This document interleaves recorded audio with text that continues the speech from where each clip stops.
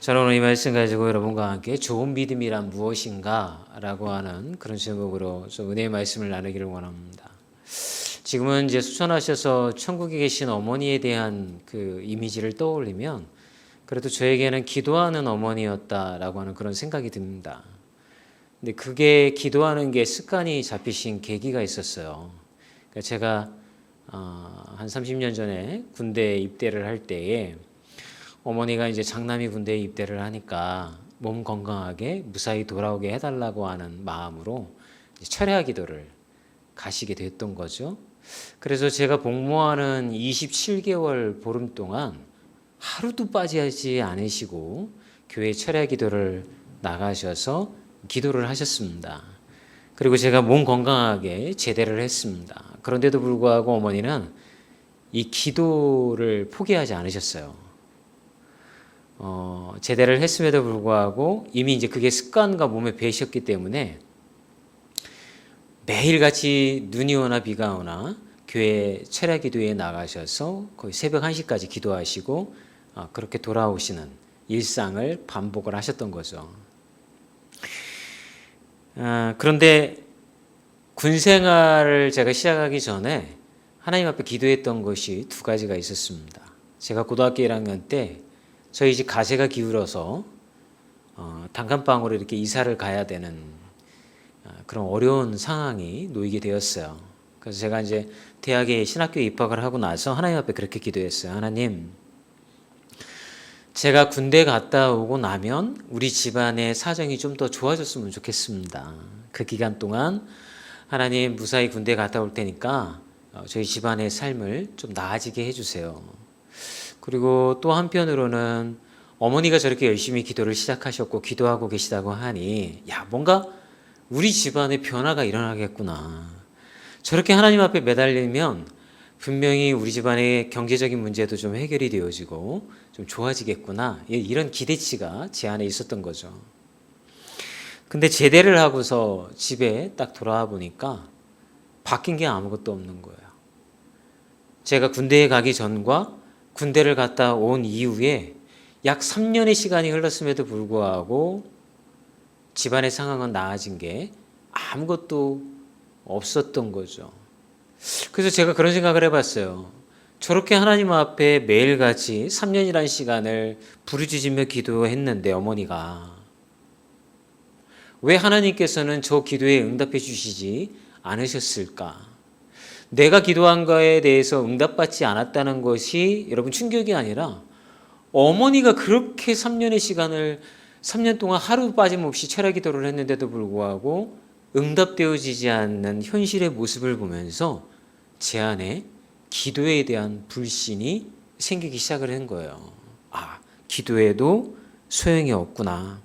아무리 기도해도 우리가 처한 현실이 극적으로 바뀌지는 않는구나 라고 하는 그런 부정적인 마음이 제 안에 생기기 시작했다라고 하는 거죠.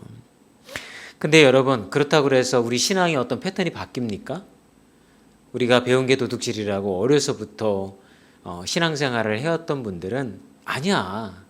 뭔가 하나님 앞에 우리가 정성이 부족했기 때문에 하나님 앞에 더 열심히 매달리지 않았기 때문에 하나님께서 응답하시지 않은 걸 수도 있잖아. 그러니까 더욱 열심히 신앙생활하면서 하나님 앞에 열심히 기도하면 분명히 하나님께서 우리 가정에 놀라운 변화를 허락하여 주실 거야 라고 하는 그런 어떤 신앙의 마지노선과 같은 것을 붙잡고 더 열심히 교회에서 신앙생활을 했죠. 기도원도 가고 또 제가 그 당시 청년 때 출석하던 교회는 새해가 밝아오면 새해 기간 동안 3일 금식성회를 했습니다. 그러면 3일 동안 금식하면서 하나님 앞에 부르짖어 기도하면서 그렇게 나아갔죠.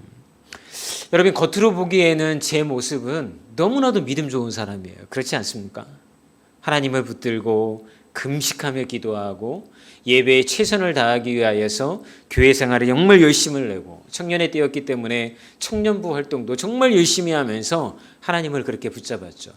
그렇게 붙잡는 제 내면 속에는 이렇게 하면 하나님께서 분명히 내 마음 가운데에 기도하고 있는 그 기도의 응답이 우리 가정에 이루어질 거야 라고 하는 내 바람이 있었기 때문에 그렇게 열심히 했고 많은 분들이 저를 향하여서 교인들은 이렇게 얘기를 했습니다. 참 너는 믿음이 좋구나. 어떻게 그렇게 교회 생활과 신앙 생활을 열심히 할 수 있느냐라고 하면서 칭찬을 아끼시지 않았던 때가 바로 그때였던 것 같습니다. 여러분, 우리는 그렇지 않습니까? 흔히 기도 많이 하고 교회 생활을 조금만 열심히 잘하고 봉사를 열심히 하면 참 믿음 좋은 사람이다라고 하는 그런 평가를 내립니다. 그런데 여러분, 성경은 우리에게 그런 이야기를 하지 않는다는 사실을 아십니까? 오히려 성경은 우리에게 다른 관점의 믿음에 대해서 이야기를 건네기 시작을 합니다. 오늘 여러분들이 읽었던 히브리서 11장 1절에서 3절의 말씀은 사실은 우리의 믿음에 관한 이야기를 꺼내고 있어요. 그래서 11장의 말씀을 쭉 읽어보면 노아에 관한 이야기도 나오고 아브라함에 관한 이야기도 언급이 되어져 있는 것이죠. 저는 오늘 이 말씀을 가지고서요, 그러면 성경이 이야기하는 좋은 믿음이라고 하는 건 도대체 무엇일까? 열심히 기도하는 것도 아니고 그리고 교회 생활을 열심히 하는 것도 좋은 믿음이 아니라고 이야기를 한다면 성경이 이야기하는 좋은 믿음의 모습은 어떤 모습일까? 그 이야기를 여러분과 함께 나누기를 원하는 것입니다. 첫 번째는 뭐냐면요, 하나님이 말씀하신 대로 이루어짐을 신뢰하는 것이 좋은 믿음이라고 하는 것입니다. 히브리서 11장 1절에서 3절에 보게 되면 앞쪽에 이런 것이 있어요. 읽어볼까요? 1절만. 믿음은 바라는 것의 실상이요 보이지 않는 것들의 증거니 선진들이 이로써 증거를 얻었느니라. 여러분, 이 말씀 너무나도 잘 아시죠? 그래서 우리 이 말씀 받으면 주로 어떻게 여러분 반응을 보이셨나요? 그래, 믿음은 바라는 것의 실상이니까 내가 가지고 있는 기도 제목을 가지고 하나님, 우리 가정에 이것 꼭 응답해 주셔야 돼요. 하나님, 이거 붙잡아 주셔야 돼요. 하나님, 이것만큼은 절대 이렇게 해주시면 안 돼요 라고 하며 우리 안에 있는 바라는 것을 하나님 앞에 포기하지 아니하고 매달리면서 기도하는 데에 이 말씀 구절을 우리 많이 활용하지 않습니까? 하지만 여러분, 현실은 어떤가요? 여러분들이 이 말씀대로 믿음은 바라는 것의 실상이니까 내가 원하고 꿈꾸는 대로 기도하면 응답되어질 거야 라고 하는 마음으로 기도하셨어요? 근데 실제로 막 응답이 되던가요? 막 극적으로 여러분의 삶이 바뀌고 병든 자가 일어나고 집안의 가세가 막 회복이 되어서 어느 날 로또 맞고 뭐 이러던가요? 아니죠. 여러분, 우리가 처한 현실은 그런 극적인 역전은 잘 일어나지 않는다는 데에서 우리가 실망을 하게 된다라고 하는 것입니다. 그러면서 우리 안에 아까 말씀드렸던 것처럼 기도해도 별로 소용이 없구나. 내가 기도해도 별로 그렇게 극적인 일은 일어나지가 않구나 라고 하는 불신만 자리 잡게 된다고 하는 거죠. 그러면 여러분, 이 히브리서의 말씀을 기록한 히브리서 기자는 우리에게 잘못된 것을 알려준 걸까요? 여러분, 그렇지 않습니다. 우리가 말씀을 오해하고 있는 거예요. 오늘 읽었던 1절의 말씀에 믿음은 바라는 것의 실상이란 말은요, 내가 원하는 대로, 내 안에 있는 욕망대로, 내가 하나님 앞에 응답받기를 원하는 방식대로 응답되어지는 것이 우리에게 실상으로 다가왔을 때에 그것이 믿음이다라고 우리에게 이야기하지 않는다라고 하는 것입니다. 오히려 이 말씀은 뭐냐면, 하나님, 우리가 어떻게 아브라함과 같은 믿음을 가질 수 있죠? 하나님, 100세 때에 얻었던 그 아들 이삭을 하나님이 바치시라고 이렇게 이야기했을 때 어떻게 저렇게 순순히 내놓을 수 있는 믿음이 아브라함에게 있을 수 있죠? 저는 그런 믿음을 가질 수 없어요 라고 이야기할 때에 히브리서 기자는 이 말씀을 통하여서 우리에게 너희도 아브라함과 같은 믿음을 가질 수 있다라는 것을 이야기해 주기 위하여서 믿음은 바라는 것의 실상이다라고 우리에게 이야기를 해주고 있다라고 하는 것입니다. 목사님, 그럼 어떻게 그거를 확신하시나요? 라고 묻는다면 여러분, 근거가 이 말씀 가운데 있기 때문에 그렇습니다. 우리 11장 3절의 말씀을 함께 읽어보겠습니다. 믿음으로 모든 세계가 하나님의 말씀으로 지어진 줄을 우리가 아나니 보이는 것은 나타난 것으로 말미암아 된 것이 아니니라. 아멘. 여러분, 히브리서 기자는요, 지금 우리가 아브라함과 같은 좋은 믿음을 어떻게 가질 수 있냐면 하나님께서 말씀으로 세상을 창조하셨듯이 하나님은 말씀으로 그 모든 것을 이루어 가신다라고 우리에게 이야기해 주시고 있는 거예요. 근데 여러분 그 말씀이 믿어지지 않는 이유는 왜 그런 거예요, 여러분? 서두에 제가 말씀드렸죠. 우리는 뭔가 우리가 원하는 대로 믿음이 생기지 아니하고 기도한 대로 응답되어지지 아니하면 내가 열심히 안 해서 그런 건가 봐. 하나님을 신실하게 내가 믿지 않았기 때문에 그런가 봐. 내가 뭔가 11조나 새벽 기도나 뭐 이런 거 열심히 안 해서 하나님이 응답하시지 않는다라고 하는 신앙의 행위를 통하여서 여러분 믿음의 응답이 이루어진다라고 착각하고 있다라고 하는 거예요. 그런데 오늘 말씀은 뭐라고 합니까? 하나님은 세상을 말씀으로 창조하셨기 때문에 우리에게 이야기하신 말씀대로 이루어 가신다라고 하는 것을 우리에게 이야기해 주고 있는 거예요.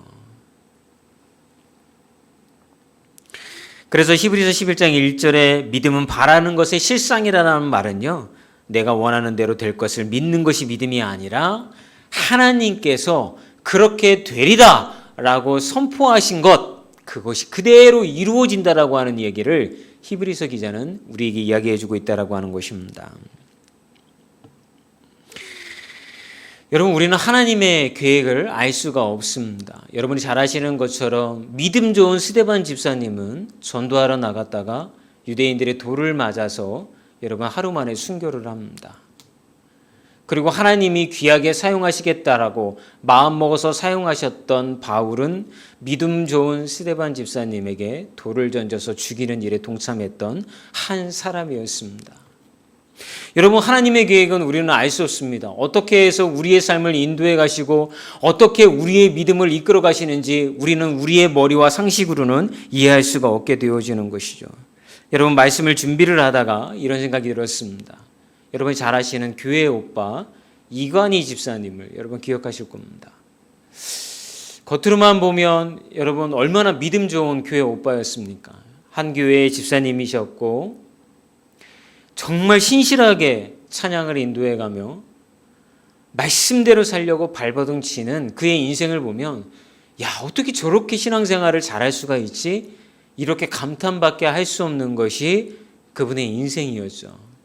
그런데 하나님은 그분에게 암을 하셨고 투병 생활을 하면서 그는 하나님 앞에 믿음을 지키기 위해서 발버둥 치는 모습을 우리에게 보여줬습니다. 우리가 알고 있는 여러분 믿음 좋은 사람에게는 복이 임해야 되지 않습니까? 열심히 기도하고 하나님을 섬기려고 애를 쓰는 사람에게는 복을 주셔서 그의 삶도 잘 되고 질병에도 걸리지 아니하고 그의 가정은 행복만 가득해야 된다라고 하는 공식이 우리 안에 머리에 있잖아요. 그런데 현실은 어떻습니까? 그 반대의 일들이 믿음 좋은 사람들의 가정 가운데 일어나고 삶에도 일어난다라고 하는 것입니다. 그래서 우리는 그것을 이해할 수 없다라고 이야기하는 것입니다. 그런데 한 가지 우리는 깨닫는 것이 있습니다. 그렇게 투병생활하였던 이관희 집사님의 삶의 모습을 보면서 너무나도 많은 사람들이 주님 앞에 돌아왔다라고 하는 거예요. 돌에 맞아 죽은 스데반 집사님으로 인하여서 사도 바울이 돌아왔다라고 하는 거예요. 우리는 이해할 수가 없어요. 하나님이 쓰시고자 하신다면 스데반 집사님을 더 사용하셔야죠. 그렇게 믿음 좋고 온유하고 신실한 사람이 전도하러 나갔다가 돌에 맞아 죽는 현실을 왜 하나님은 용납하셨을까라고 질문을 던진다면 동일한 질문을 여러분 우리 스스로에게 던질 수밖에 없는 거예요. 하나님, 그러면 우리가 열심히 기도하고 하나님 앞에 신실하게 신앙생활을 하고 하나님 앞에 정말 최선을 다하여서 교회를 섬겨도 우리의 삶에 불행이라 여기는 그런 인생이 허락될 수도 있습니까? 라고 묻는다면 성경은 그럴 수 있다라고 우리에게 이야기를 해준다라고 하는 거예요. 그러므로 여러분의 삶에 고난이 찾아왔을 때에 여러분 당황하지 마십시오. 예수님 잘 믿어도 우리의 인생이 그렇게 될 수도 있어요. 정말 하나님 앞에 신실하게 살아도 고난과 어려움 가운데 우리가 그렇게 살아갈 수 있다라고 성경은 우리에게 힌트로 얘기해 주고 있는 거예요. 그러면 우리는 이렇게 물을 수 있는 거죠. 예수 잘 믿었는데도 불구하고 우리의 삶이 그렇게 저주같이 여겨지는 가난과 질병과 어려움 가운데 놓여 있다라고 한다면 도대체 예수님을 믿는 이유가 우리가 뭐가 있습니까? 라고 이렇게 하나님 앞에 대들 수밖에 없게 되어지는 거죠. 그랬을 때 주님은 뭐라고 이야기합니까? 너의 환경이 그럴지라도 신실하신 하나님이 계시다라는 것을 신뢰하고 믿고 그분을 놓지 아니하고 하나님의 자녀로 살아가려고 할 때에 너희들의 삶을 통하여서 하나님의 열매가 맺혀 나간다라고 하는 것을 우리에게 말씀해 주고 있다라고 하는 것입니다. 여러분, 아브라함이 100세에 얻은 아들을 하나님이 명하신 대로 내놓은 믿음은 도대체 어디서 나온 걸까요? 하나님이 선포하신 말씀을 신뢰하는 데서 그의 믿음은 시작된 것 같습니다. 창세기 12장 2절의 말씀에 하나님은 아브라함에게 이렇게 얘기를 합니다. 같이 읽어볼까요?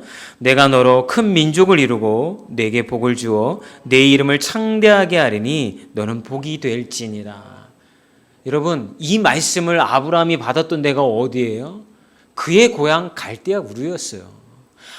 아무것도 보이지 아니하고 아무것도 그에게 보장되어진 것이 없고 하나님이 가라고 한 그 땅에는 무수한 어려움들이 많이 놓여져 있는 상황 가운데 있어서도 아브라함은 하나님을 신뢰하고 길을 떠나는데 그가 신뢰하였던 것은 하나님이 주신 말씀밖에 없었다라고 하는 것입니다.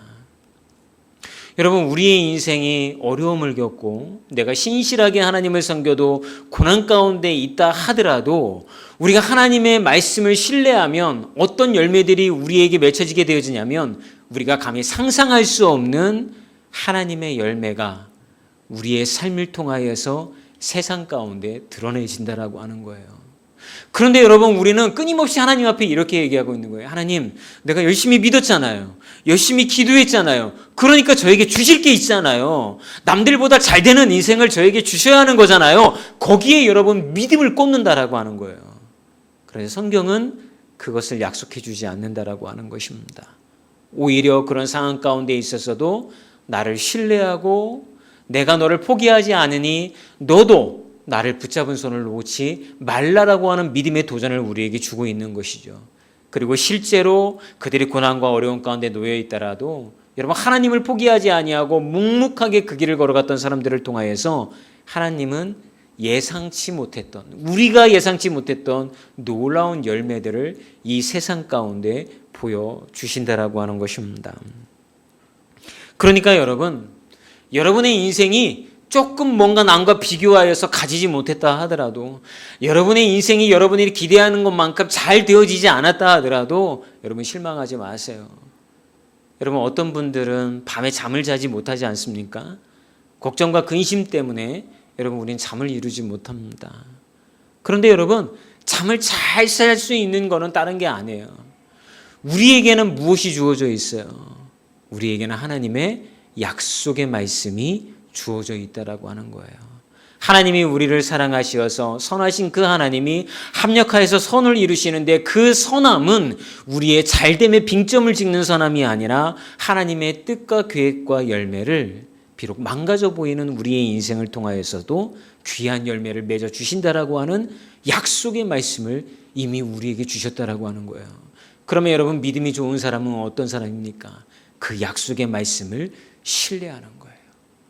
그래서 내가 사망의 음침한 골짜기를 지날지라도 해를 두려워하지 않을 것은 주의 지팡이와 막대기가 나를 지켜주시고 안위하여 주신다라고 하는 그 말씀을 믿고 나가는 것처럼, 그래, 비록 내가 사망의 음침한 골짜기를 다닐지라도 하나님은 나를 지켜주시는 분이고 나를 통하여서 하나님의 선하신 열매를 맺는다라고 하는 것을 여러분들이 끝까지 붙잡으시기를 주님의 이름으로 축원합니다. 여러분, 사단은 우는 사자와 같이 우리 주위를 맴돌면서 어떤 시험에 빠지게 하는 줄 아세요? 여러분의 인생을 비교하게 만드는 거예요. 우리 자식이 잘 돼야 되는데 남들보다 잘 못 돼요. 나의 인생이 남들보다 예수 믿었으니까 뭔가 좀 드러낼 수 있어야 되는데 드러내지 못해요. 그럴 때 여러분 스스로 어떻게 생각하세요? 그런데 여러분, 그럴 수 있는 거예요. 거기에 여러분 마침표를 찍지 말고, 그럼에도 불구하고 역선의 하나님은 비록 아무것도 아닌 것 같이 보여지는 작은 인생들을 통하여서도 하나님이 무수한 열매를 맺으시고 저 하늘의 별과 같이 저 바닷가의 무수한 모래알과 같이 아브라함에게 약속하신 그러한 후손들을 허락하여 주시고 민족의 아버지가 되게 해주신다는 말씀처럼 여러분의 삶에 그리고 여러분의 삶의 여정 가운데 귀한 열매를 맺어주실 줄 믿습니다. 두 번째 믿음이 좋은 건 어떤 걸 얘기하는 걸까요? 하나님이 선과 의를 이루기 위해서 자연과 모든 만물에 개입하고 계심을 받아들이는 것입니다. 아까도 말씀드렸던 것처럼 보통 우리들이 판단하는 어떤 하나님에게 복을 받았다 못 받았다의 기준은 뭡니까? 내가 잘 되고 안 되는 거죠. 그죠? 그죠? 여러분 인생이 잘 되면 복 받은 거고 잘 안 되고 어렵게 살면 복을 못 받은 게 우리 판단의 기준이지 않습니까? 그죠? 이런 생각을 가지고 있었던 한 사람을 성경은 우리에게 소개를 해요. 그 사람이 누구냐면 욥입니다. 여러분이 아시는 것처럼 욥이 큰 고난을 당합니다. 자식들이 다 죽습니다. 가지고 있었던 재산도 다 날아갑니다. 그에게 남아있는 건 아무것도 없습니다. 그때 욥이 이런 고백을 합니다. 욥기 42장 1절에서 6절 말씀입니다. 함께 읽어볼까요? 욥이 여호와께 대답하여 이르되 주께서는 못하실 일이 없사오며 무슨 계획이든지 못 이루실 것이 없는지라노니 무지한 말로 이치를 가리는 자가 누구니이까? 나는 깨닫지도 못한 일을 말하였고 스스로 알 수도 없고 헤아리기도 어려운 일을 말했나이다. 내가 말하겠사오니 주는 들으시고 내가 주께 묻겠사오니 주여 내게 알게 하옵소서. 내가 주께 대하여 귀로 듣기만 하였사오나 이제는 눈으로 주를 배움나이다. 그러므로 내가 스스로 거두어드리고 티끌과 재 가운데에서 회개하나이다. 여러분 욥이 도대체 회개한 게 뭐길래 티끌과 재 가운데에서 회개한다라고 얘기하는 겁니까? 고난을 당하였을 때 욥은 하나님 앞에 이렇게 묻습니다. 하나님, 제가 그렇게 뭘 잘못했다고 저의 인생에 이런 큰 시련을 주십니까? 이게 욥이 하나님 앞에 질문한 첫 번째 질문입니다. 그랬더니 하나님이 나타나셔서 욥에게 이렇게 얘기합니다. 너 지금부터 내가 너에게 질문을 할 테니까 허리를 동이고 대장부처럼 허리를 동이고서 묻는 말에 대답을 잘해라 라고 하나님이 묻기 시작합니다. 그러면서 이런 얘기를 합니다. 네가 내 우박 창을 보았느냐? 네가 낚시로 악어를 낚을 수 있느냐? 여러분 하나님 앞에 지금 욥은 뭐라고 질문하고 있어요? 하나님 내가 하나님 앞에 뭘 그리 잘못했다고 내 인생 가운데 내 정말 귀하디 귀한 자식들 다 생명 데려가시고 제 풍요로운 삶이었던 모든 것들을 다 앗아가시고 내가 하나님 앞에 뭘 그렇게 그동안 잘못했습니까? 하나님 이렇게 따져 물었더니 주님은 욥에게 그런 얘기를 하는 거죠. 너 바람이 어디서 와서 어디로 가는지 너 아니? 저 화산에 지금 화산이 왜 화염을 뿜으며 용암이 흘러내리는 이치를 너는 아니? 왜 바다의 물이 들고 남이 이루어지는지 너 아니? 이런 얘기를 물었을 때에 욥은 대답하지 못하죠. 그렇다면 여러분 욥이 하나님 앞에 이렇게 질문을 했을 때에 욥의 신앙 상태는 어떤 상태였을까? 하나님 앞에 착하고 선하고 죄짓지 않고 살면 하나님이 복을 주시어서 내가 잘 되는 인생이 될 수 있겠다라고 하는 그런 신앙 안에 욥이 있었던 거예요. 하나님은 그 욥의 신앙을 깨트려 버리십니다. 네가 아무리 착하게 살고 선하게 살고 죄를 짓지 않아도 너의 인생이 그렇게 복된 인생이 될 수 있는 기준이 그것으로 만족되어진다라고 이야기하지 않으십니다. 그러면서 하나님은 그 대신에 무엇을 이야기하고 계십니까? 하나님이 생사화복과 모든 것을 주관하시는 참 하나님이심을 욥에게 이야기하고 있는 거예요. 내가 너에게 그 이유를 설명해도 너는 이해할 수 없고 네가 고난당하는 이유를 내가 말해도 너는 받아들일 수 없고 너의 삶에 내가 무엇이 있다 이야기해도 계획을 이야기해도 너는 이해할 수 없다라고 하는 것을 전제로 깔고 하나님은 욥에게 이야기를 해주신다라고 하는 거예요. 그러면 여러분 욥에게 받아들이라고 하는 신앙은 도대체 무엇일까요? 하나님은 참 하나님이시며 이 세상을 만물로 창조하신 하나님이시기에 모든 생명이 있는 존재의 삶에 개입하시고 그들의 삶을 인도해 가신다라고 하는 것을 욥에게 알려주고 계신 거예요.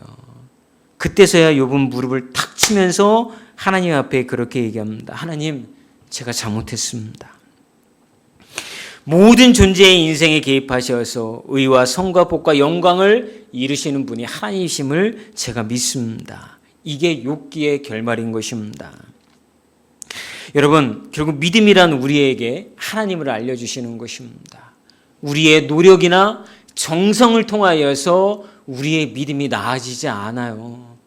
여러분, 우리가 믿음이 정말 나아지고 성장하려고 한다면 하나님의 성경의 말씀을 통하여서 하나님은 이러신 분이라고 하는 것을 신뢰하시고 여러분의 인생 가운데 개입하시어서 여전히 하나님의 계획 가운데 여러분의 삶을 인도해 계신다라고 하는 것을 받아들이는 것, 그게 바로 믿음 좋은 사람이라고 하는 것입니다.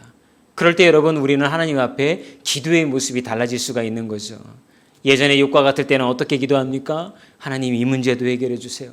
이렇게 해 주셔야 돼요. 하나님, 회개합니다. 이렇게 응답해 주세요라고 기도했던 사람이 이제는 신실하신 하나님이 나의 하나님 되심을 압니다. 비록 지금 나의 삶이 어려움과 고난 가운데 있다 하더라도 여기에는 분명한 하나님의 뜻이 계실 줄 믿고 저는 하나님을 의지하고 나아갑니다. 주님이 저를 포기하시지 않으시니 저 또한 주님을 포기하지 않습니다라고 하는 믿음의 길을 담대하게 걸어갈 수가 있게 되어지는 거예요. 여러분, 이게 좋은 믿음 아니겠습니까? 바라기는 오늘 기도하실 때에 여러분, 아브라함과 같은 믿음을 나는 가질 수 없어요가 아니라 하나님은 억지로라도 우리를 아브라함과 같은 믿음을 가지도록 이끌어 가시는 하나님이심을 성경의 말씀에 기록이 되어져 있으니 그것을 신뢰하고 여러분들이 어떤 환경 가운데 놓여 있다 하더라도 그 신실하신 하나님은 분명히 말씀대로 우리의 삶에 성취를 이루어 가실 것이라는 것을 받아들이고 나아간다면 하나님 보시기에 여러분들은 정말 좋은 믿음을 소유한 자가 되어줄 줄 믿습니다.